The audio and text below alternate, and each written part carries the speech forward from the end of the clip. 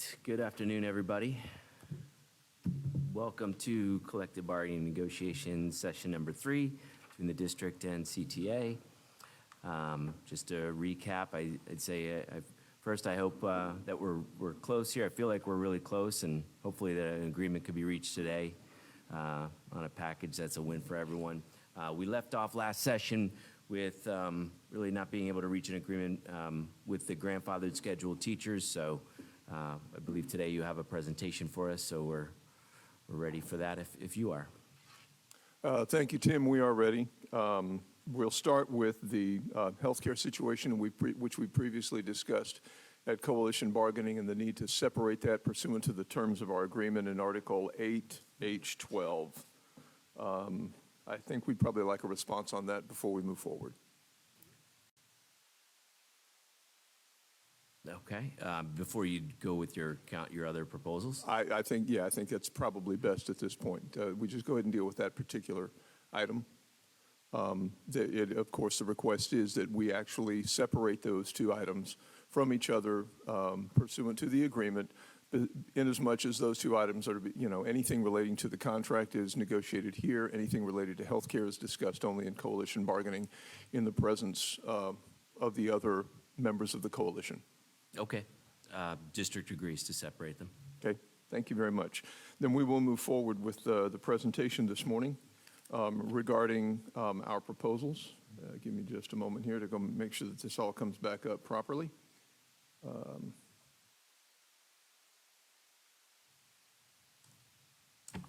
So I think we're all set. We are here today to offer what we believe is a valid solution, a win for the grandfather teachers as we look at the issue of salary compression. It is an item that has been talked about at length by board members for some time, going back probably 9 to 10 months, back to December of 2023. Our concerns regarding the district's proposal and the absence of any inclusion of mid-career veteran salary compression relief, we believe are very well-founded. The recent annual increases for starting educator salaries as required by the state statute have led to the undeniable compression of mid-career veteran educator salaries. Palm Beach County School Board has publicly and emphatically prioritized all efforts to address mid-career veteran salary educator compression. The state legislature, the governor, agreed with educators and school boards across the state by suspending rules that restrict the negotiation and ultimate distribution of teacher salary increase allocation funds in the current year's state budget. And finally, Palm Beach County School District received approximately $14 to $15 million in TSIA funding to negotiate with the Palm Beach County Classroom Teachers Association during the 2023-24 contract negotiations for the purpose of addressing educator salaries as they see fit. That's the foundation under which we make this presentation today. However, in the current offer, a total of $0 are allocated in the district's current salary proposal to specifically address mid-career veteran salary compression. In December of 2022, the school board had a workshop, and at that workshop, specific language about mid-career veteran salary compression was included in the legislative priorities slide deck document. You'll see that area right over here that is in fact, boxed in red, and it states, address the compression issue on teacher salary for mid-career teachers and expand flexibility within budget authority. That's the first foundational piece that was there at that same board meeting. There was information presented from the Greater Florida Consortium of School Boards and their legislative priorities document, which provided, again, more information on the same problem. Provide adequate funding to significantly increase mid-career teacher and support staff salaries on a recurring basis and minimize the negative impacts of the current employee retention crisis, including dealing with compression resulting from recent legislative increases to minimum salary levels. Again, just continuing forward, at that board meeting or at that board workshop, then President Katz appeared to speak for the very same issue. Among his comments were stating that the current state statutory language has a number of rules in place that make negotiations difficult and, in fact, create salary compression. They do not solve it. Requests were made by him that there be specific language in the legislative platform as it relates to trying to address mid-career veteran salaries and the issue of salary compression. References by Ms. Andrews on the board. She spoke to his comments, mentioning that there needs to be something in there in the 2023 legislative platform about retention of our highly qualified teachers so that we can seek some additional financial assistance. She further went down to specifically mention mid-career veterans and their retention. She noted it's easy to recruit, but if you don't retain, you have a problem. Board Chairman Barbieri inquired of all 7 board members at that meeting as to if they had any objections about adding that language into the legislative platform, and none were voiced. Following that, Chief of Staff Jay Boggess at the time, he referred to the 2023 priorities slide deck for legislation action. He explained the item speaks to mid-career veteran educator salary compression. He emphatically said he has heard Justin Katz, our president at the time, and CTA on this issue, and that the board as a whole has raised this issue to district leadership. Pardon me. Board Member Brill continued in the same vein. She said, even requested more specific language to be inserted into the priorities regarding mid-career veteran salary compression. She wanted to cite specific state statutes and such things as things went on in that discussion. Board Member Whitfield trumpeted much of the same theme, but probably the most emphatic of all the board members that particular night. She said, we need to move this to the front of our legislative priorities. She remarked how frequently she's concerned about school safety and security, but that we need to deal with this particular issue now, and it needs to be the first thing we talk about when we talk about our legislative priorities. It's difficulty to hear for teachers to live here and for the district to pay their employees, given those restrictions. She went on further to state that something big, not just raising base teacher pay, needed to be done, that this veteran teacher issue is really big, and so I think that the school board should be focusing our efforts on something huge for veteran teachers, so making it our first priority, talking about how important it is. And then there's the additional comments. She requested that Ron LaFace respond to her comments regarding prioritizing mid-career veteran salary compression. Mr. LaFace was happy to add his comments to it, where he said, salary compression for veteran teachers is a major issue affecting all districts across the state, especially in light with the recent focus on starting teacher salary and the increases that were made there. It's an issue that I believe everybody wants to address. He added further that that with the response to a combination of previous comments by board members Brill and Whitfield, he stated the existing statutory language is a hindrance to addressing compression. And he further stated, we are all rowing in the same direction on this bullet point. I think that's one worth remembering, that it's important we all do row in the same direction on this particular issue, referring to CTA and the school board and the district and the common desire to fix mid-career veteran salary compression. He continued on and stated that he had heard suggestions from the legislature to essentially suspend the rules on teacher pay for a year to provide additional funding with flexibility to allow districts to address salary compression. And he stated everyone believes the starting teacher salary issue is something that is considered a success, and now we need to look at how we address compression issues that were caused by bringing up the starting teacher salary. If you'll forgive me, I'm going to backtrack on that just a moment. Board Member Brill added one more comment, requesting that we ensure to expand the flexibility in budget authority as it relates to pay for employees. That was all on the December board meeting, or the December 7 workshop meeting. At the regular school board meeting on December the 14th, here you'll see that now the legislative priorities slide deck document has been updated.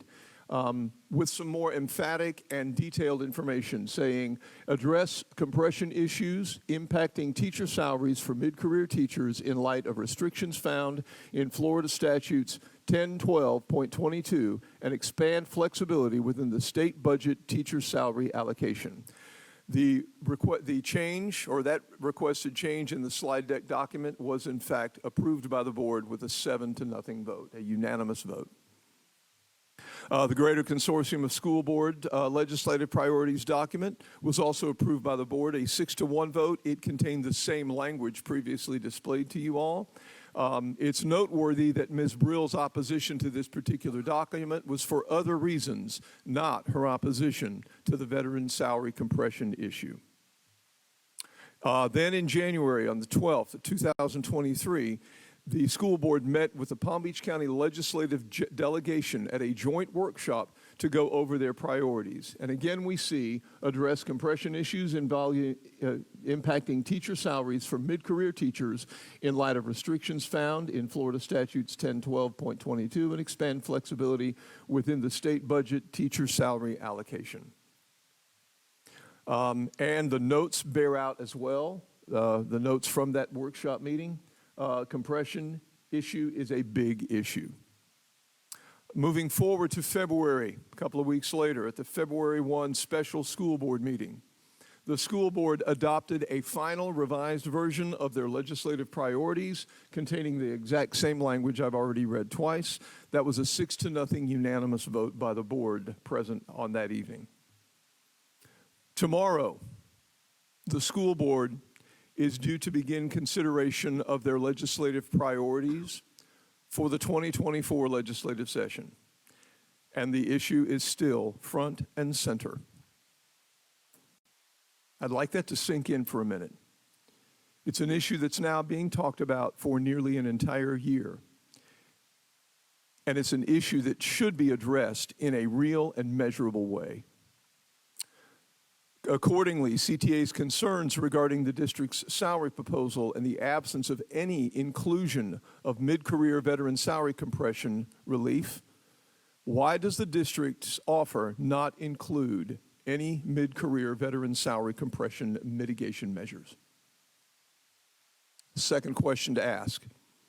The state legislature and the governor accepted the recommendation for enhanced flexibility in statutory language regarding the negotiation of TSIA funds to address mid-career veteran salary compression made by the school district of Palm Beach County. Why is the district not utilizing this new flexibility that they successfully lobbied for?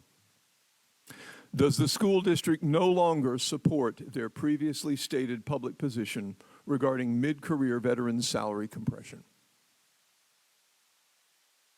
And finally, if the school district no longer prioritizes the mitigation of mid-career veteran salary compression, why is it on tomorrow's school board workshop agenda as a priority for the 2024 legislative session? With all of this information as a background, we do have a packet of proposals for you that does include our salary proposal in response to where we stand at this moment. And I'll wait for a little while Executive Director Katz passes those documents out.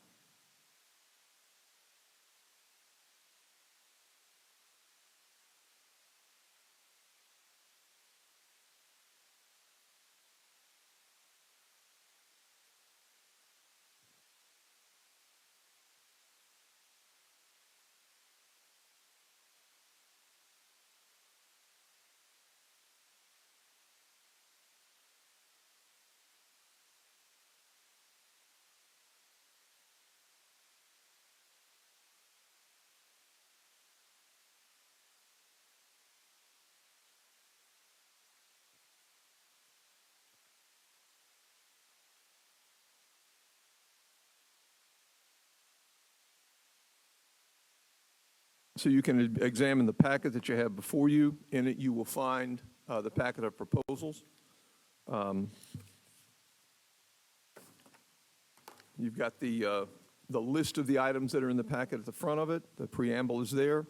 I will probably be passing some of this over to my executive director to talk a little bit about some of the specific language and items that we have here. The first item being the preamble, and we'll get very quickly to the salary issue following that, along with some other items that we have. Mr. Katz. Thank you very much.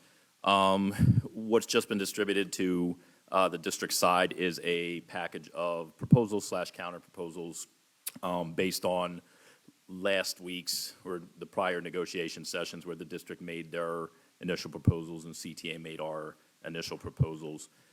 The first page of the packet is the preamble that was mocked up by the district. We have no objections to anything in there, and that's something that could be TA'd at this time.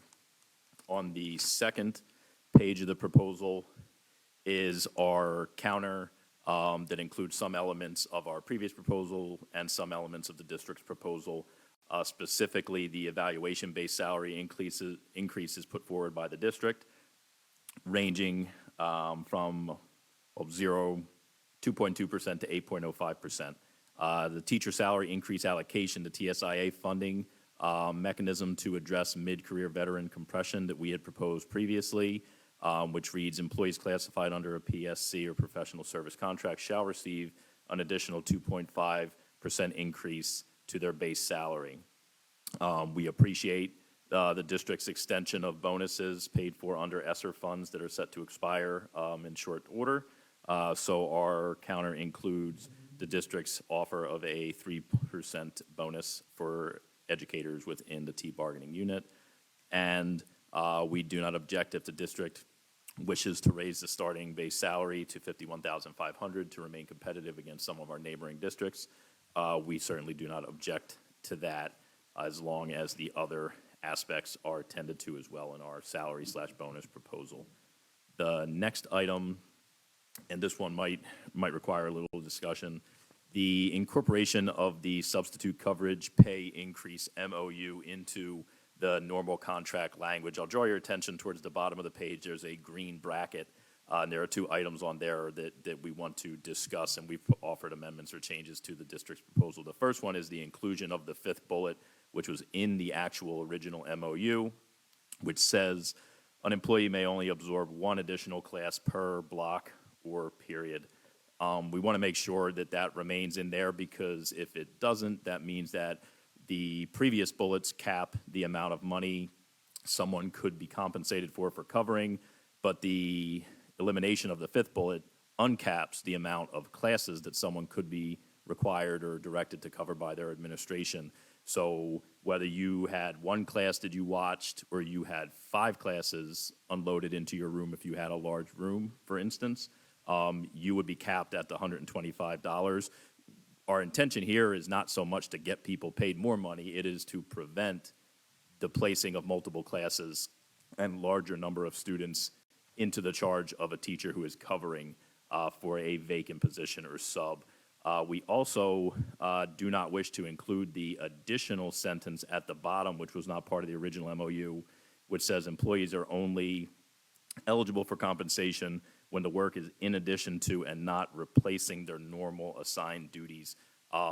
We understand that sometimes the perception is that there are employees in our bargaining unit, I guess, that do not have things assigned to them, and therefore, if as an administrator I say I'm going to reassign you for this period to cover, that there is that desire, but we simply cannot agree to language that would basically say that positions like media specialists or school counselors or ESC or ESAW employees, if they don't have rosters assigned to them at a given moment in time and it's not their planning, they do have other work to do.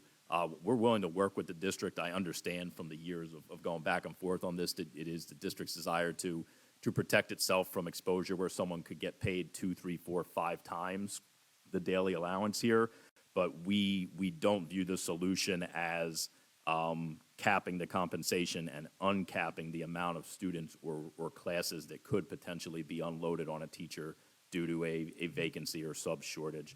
So those are two areas of concern. We really just like to adhere to the previous language of the MOUs, which includes that fifth bullet and does not include that last sentence. But again, I understand the concerns personally from the district and having discussions on this MOU for years, and we're just looking for a common ground that protects the liability financially for the district and protects the workload for the employees that are taking on the extra work of covering for a vacant sub or teacher.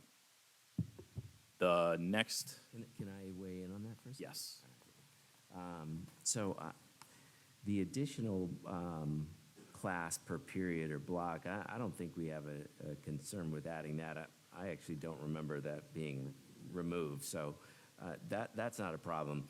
The other piece is, though, where, try to explain like why it's there, right? Because I think there's a story and there's situations, and, when you go across 182 schools, you've got, this is just going to be used in some different ways. And, if this becomes your job, that's not in addition to. So that's just been our practice since we've implemented this, that, if it's not this, and I'm doing a totally other job in addition to it, then it was just their job. So that's sort of what that is supposed to cover, and we could go further into that if we want, but that's sort of where that came from. Just trying to clear it up because, we've been running through this in MOUs, and that's easy because you got to the end of the year. Well, once we add this to the contract, then it's a little bit different. And we understand our members, specifically some of those non-direct instructional positions, such as push-ins and support and facilitation, such as school counselors who have a different job than a classroom teacher, media specialist. Similarly, we just want to ensure that because an administration says, I don't believe you're doing any work right now, therefore I'm reassigning you to cover this class, when in fact, all of those positions I just mentioned, whether they have rosters attached to them or servicing students at that moment, do have work to do. And if I'm a school counselor and I'm pulled to cover for 50 minutes or a block period because the administration's perception is I don't have anything going on, I very well might have work that I was planning to do, and now I have to perform that work some other time, which would be additional work. It wouldn't be, those scenarios, we view them as not being your work being replaced, it's being delayed or pushed back. So we're more than happy to have continued discussions because we're not, neither side I think is trying to do anything to the other side, but we're trying to make sure we come up with the right language to find a balance there. Yeah, I understand that stance. I think part of it is, if we have a vacancy and somebody is in a math coach position, and suddenly I can't fill this vacancy, and I got a class full of kids, and I move them in there, they're not getting their like you're moving their job. Like we've had a couple come back to us that, I want to get this plus the 125 a day. And it's like, that doesn't make sense. Like that's a change of your job. So that's sort of where I'm going with that, so. Understood.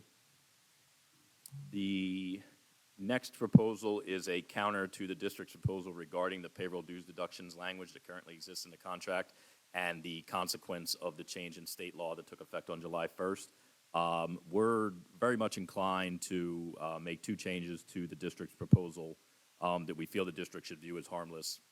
One is a change to the second sentence in which it says, in the event there is a change in applicable law in the future, we just want to amend and add in applicable law or a legal ruling.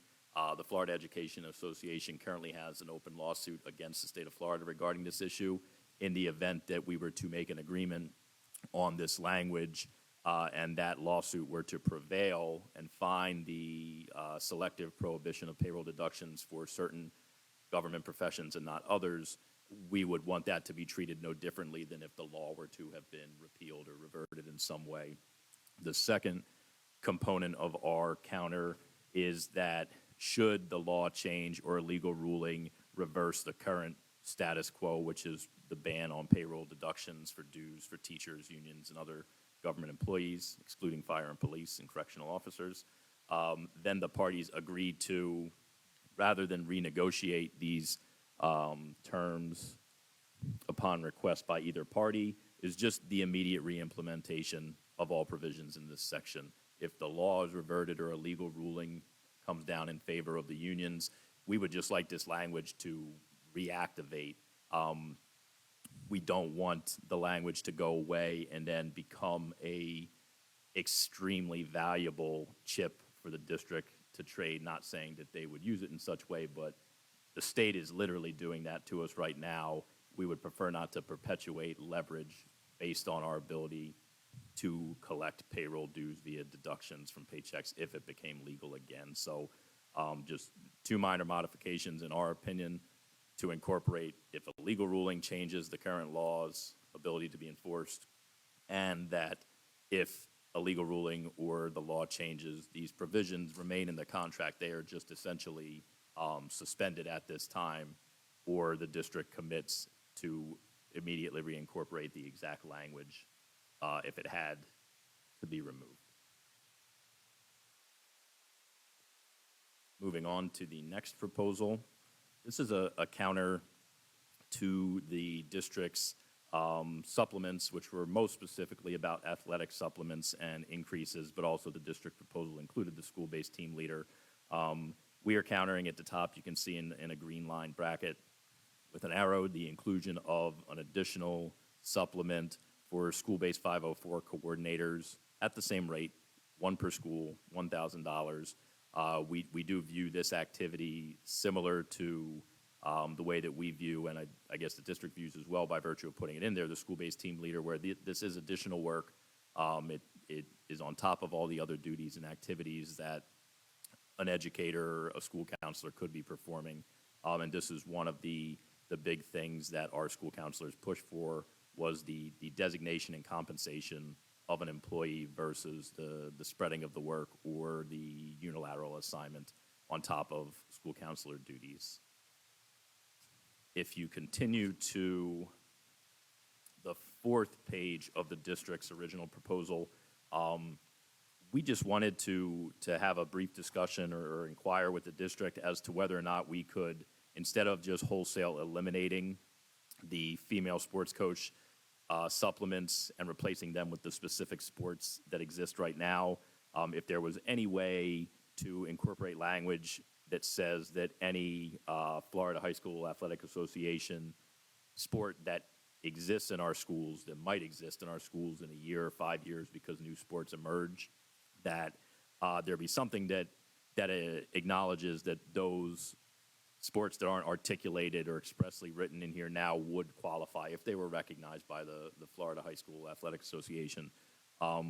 We need to go back and quadruple check, but we just want to make sure that the elimination of these catch-all supplement languages and replacement with specific sports doesn't lead to the inability of emerging sports to get paid. So that's just more of a question and a dialogue than anything regarding because the current language says high school varsity female sports coach, which ostensibly would apply to any recognized sport. Now we have specific articulated sports replacing this language, so we don't want to weaken the language or narrow it at the expense of potential future supplement allocations.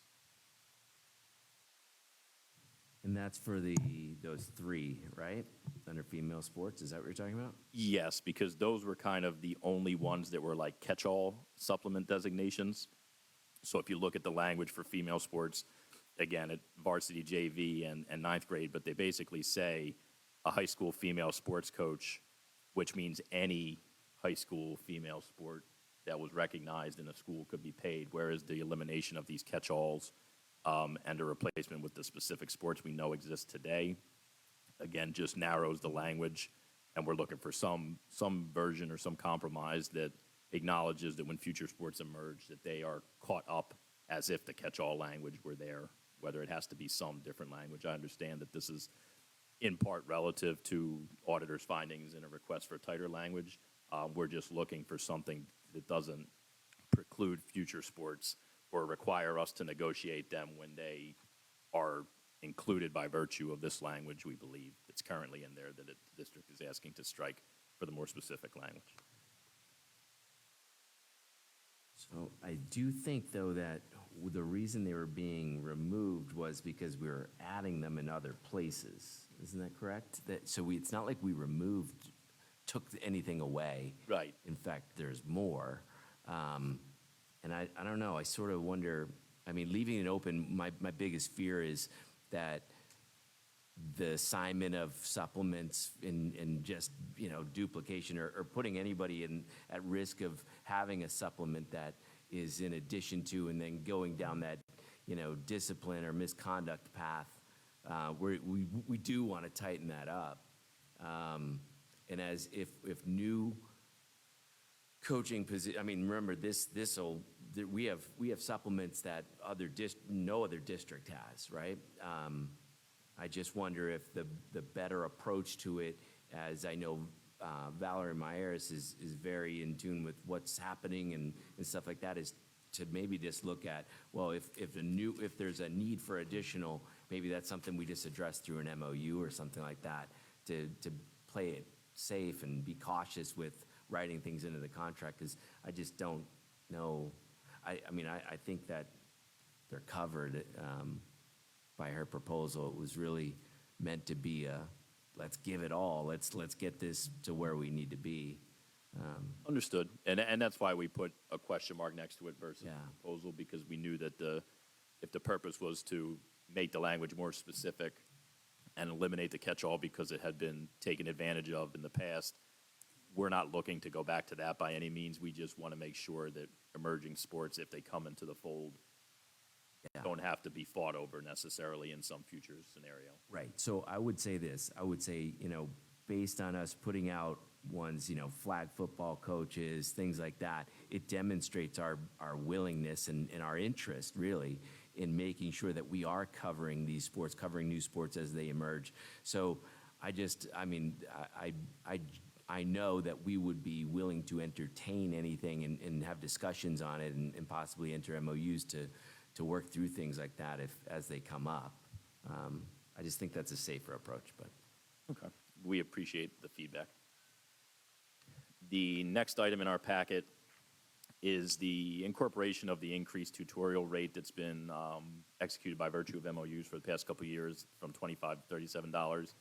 We have no objection to that, and that's an item that we believe could be TA'd at this time. Similarly, the incorporation of the MOU that increased the amount of money and extended the date for an employee to notify the district of an early resignation or retirement, or notify them early of a resignation or retirement to take place at the end of the year. We have no objection to that, and that's something that we could TA at this time. The next item is the incorporation of the MOU that extended the ESE differentiated pay supplement that we created last year to all T-bargaining units who are employed at schools that are exclusively ESE student populations, specifically Royal Palm School and Indian Ridge School. We have no objection and appreciate the incorporation of that into the contract at this time. We do want to state for the record, there had been a misunderstanding among some of our members that they thought that this was like a replacement or narrowing of the ESE differentiated pay supplement to just these sites, when in fact this is the district's commitment to expand the ESE supplement permanently to teachers who are teaching ESE students but might not be labeled as such in their job title at these two facilities. So Correct. that is another item that we can, one, we wanted to clarify, and two, that we can support TAing at this time. The next item is an additional sentence proposed by the district as it related to the discussions at the comp time joint study. That additional sentence is employees will be allowed to use comp time for the reasons listed above, specifically in reference to leaving early or leaving work when they don't have student contact to attend to necessary medical or otherwise appointments. We appreciate that and have no objection, and we'll TA that as well. The next item is the sunsetting of the comp time joint study committee. We can TA the removal of that language since that committee has performed its function. The next page speaks to the same sunsetting of the language relative to the relief time joint study committee, as that committee has met and served its purpose. Similarly, the sunsetting of the start and end of day joint study committee language, you can TA that as well. We're keeping our offer on the table as it relates to the sunsetting of the existing school counselors joint study committee and replacement of that with a one-year joint study relative to school counselors' duties and assignments and day-to-day workload, with specific data analysis and more detailed questioning of those employees and their supervisors about what their day looks like. The school counselors have made clear to us for a number of years that they feel like they often perform a number of additional duties that are not directly related to servicing students or performing their school counselor role. And the conclusion of the joint study committee kind of left off with the idea that the district was interested in pursuing a deeper data analysis of their current working situation to hone in on any potential changes in the future. So we would like to maintain that proposal at this time for your consideration. The next page is the sunsetting of the lesson plan joint study committee. Again, this was more of a legacy committee that had been left over in the contract for some time, and both sides, I believe, have agreed to allow that to sunset. The next page and proposal deals with the sunsetting of the ESE Employee Joint Study Committee, because that committee has met. That's something we could TA at this time as well. The next proposal, we're maintaining a previous proposal for your consideration one more time, relative to advanced degree pay for T-bargaining unit members, and specifically the language that exists in this provision that goes above and beyond the restrictions that were passed into state law back in approximately 2010, 2011. The prohibition, the language that exists at the district level but not the state level and not in many other districts, is that the district shall not recognize advanced degree pay for bargaining unit employees for the following advanced degrees: educational leadership, administration and supervision, administration, and school principal. We've had numerous requests over the years from our employees who have come to the district since this was written back in 2010, 2011, stating that they have these degrees, they would like to be paid for them. While the state statutory language that was passed at that time did eliminate the ability for many advanced degree pays to receive compensation, it did not eliminate these advanced degree pays, but this sentence that appears twice in this provision of the contract does. We just feel, and these teachers feel, these educators feel, that it places no value on obtaining managerial advanced degrees for rank and file employees if they don't enter into the managerial arena in public education. And their contention and ours in this proposal is that while if I get an education leadership degree and don't choose to go down that path of becoming an administrator, I no doubt am a more valuable employee by virtue of that enhanced education and knowledge of school operations. And oftentimes, many of our employees have voiced to us that when they have these degrees and they're still in the classroom, they are leaned on and asked for their input on some administrative-related decisions. So we feel like they are viewed as people who can be engaged in discussion on managerial activity. They're just not compensated for that knowledge and expertise that they might be lending because they haven't chosen to exit the classroom. So that is, again, one more time for your consideration. And the last proposal is another proposal that we had put forth, and we'll place one more time for your consideration, is a ESE differentiated pay joint study committee. The district did a great thing last year by incorporating a $1,000 supplement for ESE positions, followed up with that by expanding it by virtue of the MOU that is now on the table to be incorporated into the contract relative to the 2 ESE center schools that are named in it. We just also feel like of all the staffing shortages that exist, there are ESE titled positions within ESE, within the whole bargaining unit, that are the hardest of the hard to staff. They're just the most difficult to find people who are qualified, who are willing, and who are willing to take the job when there is more competitive or superior compensation in the private sector for many of the skills that they possess.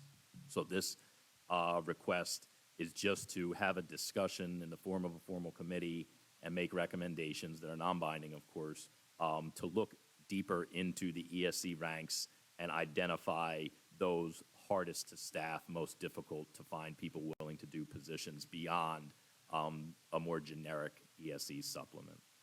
So that concludes our package or presentation of proposals and counter proposals to the district at this time. If you have any questions for us, we will be more than happy to respond as best we can. All right, thank you. I just want to go back to this presentation first before, there's a couple things that we could talk about in your proposals. But one is, the discussion of the veteran, salary, addressing compression. We're not here saying that this is, that we're not ignoring something that's been said, that's been discussed. We've had these discussions, as you know, Justin, since I came into labor relations. We've been talking about it for years now. It is something I think we all can agree we have an interest in. What you need behind the interest is money, right? And 15 million is as much as, that sounds like a lot. It doesn't go very far when you have like 7,000 people or something like that, or maybe it's between 5,000 and 7,000 teachers who are at those higher level years of experience, right? So, part of what's not seen in that legislative priorities is that, asking for the money behind it to support it, to address compression throughout all of our employees. It takes a lot more money than 15 million. Granted, 50 million could be a start. Sure, I get that. I agree with that. But I think that's, we shared we're open to hearing on how we can best do that. So I thought that's what we're here to, we just saw we have a sum of money that we can offer here, and we proposed that, and in the last session we talked about, well, how can we, further maybe divide this up or look at this differently to be able to do some of the things that you're asking to do. But I'm not sure, do I not see that in the proposal? It didn't seem like I did. So at this time, the proposal as stated is our counter to the districts and incorporation of some of our elements. We had certainly hoped that the opportunity for the school board to meet and consider their past statements and our proposal would be possible tomorrow to keep the flow of time together. I don't believe that meeting has been scheduled, so that means that we are maintaining our current position because as President Longhofer presented, there are a number of questions posed by the absence of that element in this proposal from the district, and we're open to a discussion, but ultimately this will seemingly fall on the school board to let us know if that discussion is to be had or not. We know based on the information, the interactions, the public experiences with the school board that this is a priority. We acknowledge that 15 million, and we're not even asking for that whole chunk of money exclusively in our proposal for veteran salary compression mitigation. But we all know that, one, the legislature's decision to relax these words in the budget could die this year and never be put back in. So this is, in our view, a one-time opportunity, even if it's a small piece of money compared to what would be necessary to make things whole. It is an increment in the right direction, and we feel that the board supports this based on their own comments.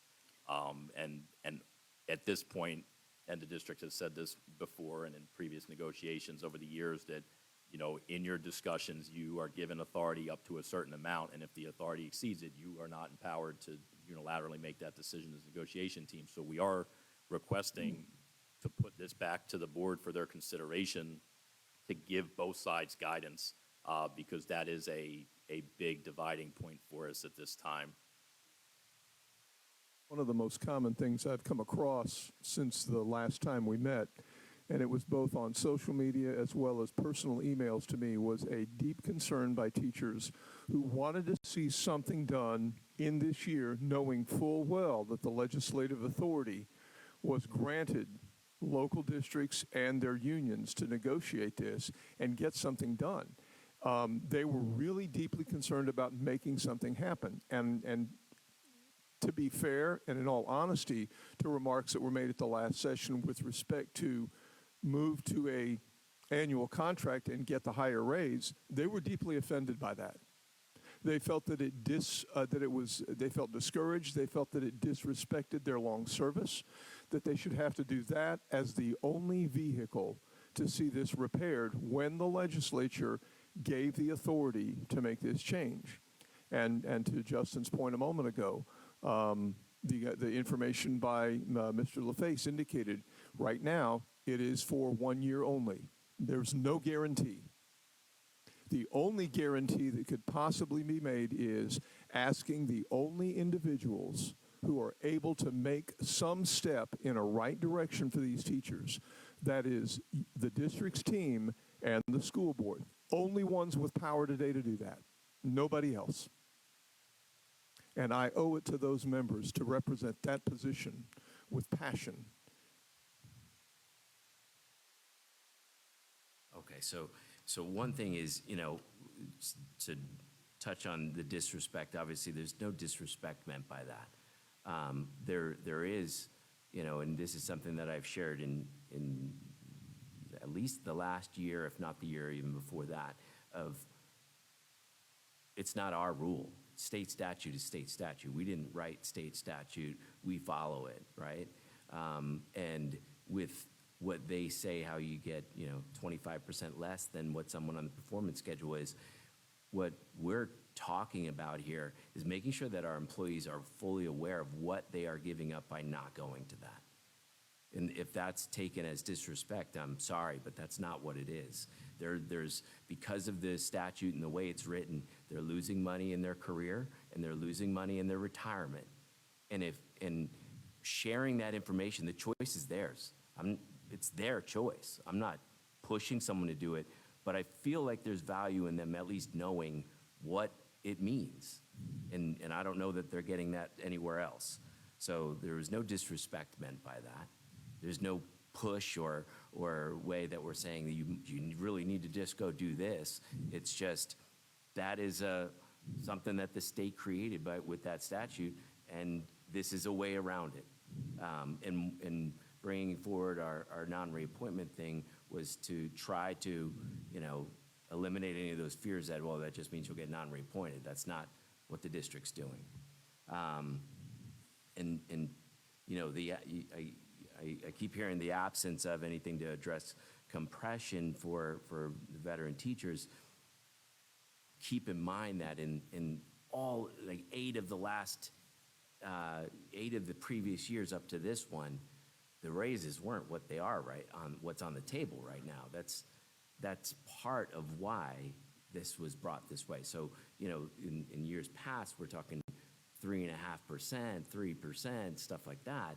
There's a big difference when you have, when you put 7% down.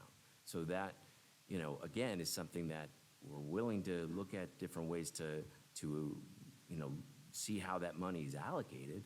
But, this amount of money is significantly higher than what we've given in any year that anybody here can remember. And we do not disagree, but we've taken a very simple approach that 2 things can be true at the same time. This is undeniably, numerically better than previous years. And it is also undeniably not addressing mid-career veteran salary compression, which the district has stated emphatically in public and private to our members, to their constituents, that they sincerely wish to address, and we take them at their word. So 2 things can be true at the same time is our point. Sure. We're not trying to discount the district's position. We're trying to make sure that our position, which we thought was echoed by the school board, is incorporated. I understand. Going back to some of the proposals, on the one on dues deductions, we have some modified language to that, really, we don't have a problem with this. It's just, and you'll hear, basically a change in applicable law where all level of appeals have been exhausted, immediately implement all provisions in this section just within a reasonable time period in accordance with our payroll procedures. So as you know, I've stated, we don't have this, this isn't something that we were looking to do. This is, again, a state law change that we're forced to do. So we don't have any issues, but we'll send you the modified language. I don't think you'll find any concerns with it. We appreciate that.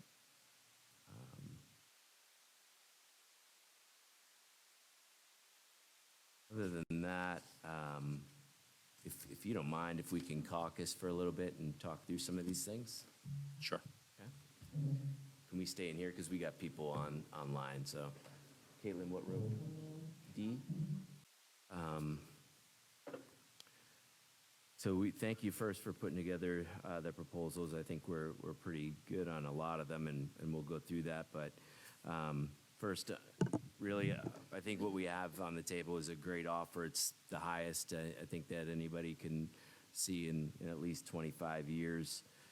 We did a lot with the board to get to this point, to be able to put this offer down, and came out with our best offer right away, thinking it was just that good of an offer. So we have worked with the board already on this. However, we will go back. We discussed it as a team for quite a while. We'll go back, take a look at our proposal, and in our next session, come back with some different proposals. I will say our proposals will come out of the same pot of money. We have this is a reach, and I think we can all imagine that. I mean, based on the amount of money it is, as is. So it will come out of this pot of money, but we'll bring forward some proposals at next session.